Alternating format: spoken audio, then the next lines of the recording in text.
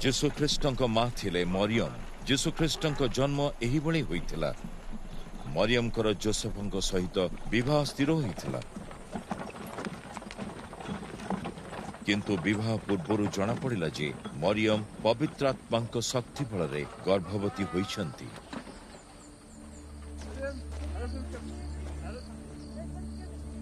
କିନ୍ତୁ ତାଙ୍କର ଭାବିପତି ଯୋସେଫ ଜଣେ ଧାର୍ମିକ ଲୋକ ଥିଲେ। ଲୋକମାନଙ୍କ ଆଗରେ ମରିୟମକୁ ଅପମାନ କରିବା ସେ ଚାହୁଁନଥିଲେ।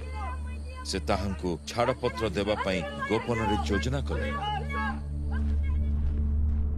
କିନ୍ତୁ ଯୋସେଫ ଯେତେବେଳେ ଏକଥା ଭାବୁଥିଲେ, ସେତେବେଳେ ସ୍ୱପ୍ନରେ ଦର୍ଶନ ପାଇଲେ ପ୍ରଭୁଙ୍କର ଜଣେ ଦୂତ ତାହାଙ୍କ ପାଖକୁ ଆସି କହିଲେ, ହେ ଦାଉଦଙ୍କ ସନ୍ତାନ ଯୋସେଫ, ତୁମ୍ଭେ ମରିୟମକୁ ଆପଣା ସ୍ତ୍ରୀ ରୂପେ ଗ୍ରହଣ କରିବାକୁ ଭୟ କର ନାହିଁ, କାରଣ ତାହାଙ୍କ ଗର୍ଭରେ ଥିବା ଶିଶୁଟି ପବିତ୍ର ଆତ୍ମାଙ୍କର। ମରିୟମ ପୁତ୍ର ସନ୍ତାନଟିଏ ଜନ୍ମ ଦେବେ। ତୁମ୍ଭେ ତାହାଙ୍କ ନାମ ଯୀଶୁ ରଖିବ, କାରଣ ସେ ନିଜ ଲୋକମାନଙ୍କୁ ସେମାନଙ୍କ ପାପରୁ ରକ୍ଷା କରିବେ। ଭବିଷ୍ୟତ ବକ୍ତାଙ୍କ ମାଧ୍ୟମରେ ପ୍ରଭୁ ଯାହା କହିଥିଲେ ତାହା ସଫଳ କରିବା ନିମନ୍ତେ ଏହା ଘଟିଲା। ଜଣେ କୁମାରୀ କନ୍ୟା ଗର୍ଭବତୀ ହୋଇ ପୁତ୍ର ସନ୍ତାନଟିଏ ପ୍ରସବ କରିବେ। ଲୋକେ ତାହାଙ୍କ ନାମ ଇମାନୁଏଲ ଦେବେ। ଇମାନୁଏଲର ଅର୍ଥ ପରମେଶ୍ୱର ଆମ୍ଭ ସହିତ ଅଛନ୍ତି। ଯୋସେଫ ନିଦରୁ ଉଠି ପ୍ରଭୁଙ୍କ ଦୂତ ତାହାଙ୍କୁ ଯେଉଁଭଳି ଆଦେଶ ଦେଲେ ସେହିପରି କଲେ। ସେ ମରିୟମକୁ ବିବାହ କଲେ।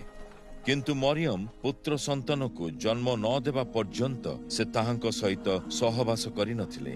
ଆଉ ଯୋସେଫ ପୁଅଟିର ନାମ ଯୀଶୁ ରଖିଲେ।